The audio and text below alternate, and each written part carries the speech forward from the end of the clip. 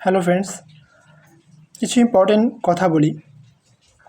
আমাদের চলার পথে আমরা অনেক ধরনের মানুষের সাথে মিশি, অনেক ধরনের মানুষকে কাছে পাই।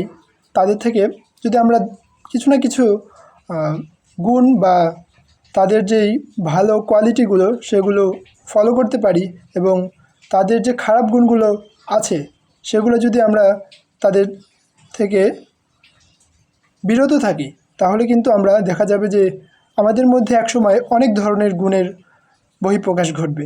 আমরা তখন নিজেদেরকে অনেক গুণে গুণান্বিত করতে পারবো এবং মানুষ সবসময় তাকেই শ্রদ্ধা করে, তাকেই ভালোবাসে যার মধ্যে বিনয়ী, ভদ্রতা, নম্রতা, পরিশ্রমী এবং অন্যান্য নানা ধরনের গুণাবলী থাকে। তাই সকলে চেষ্টা করব সবসময় নিজের সম্মান বজায় রেখে অন্যের থেকে শেখার, অন্যের গুণগুলো নিজের মধ্যে আয়ত্ত করার।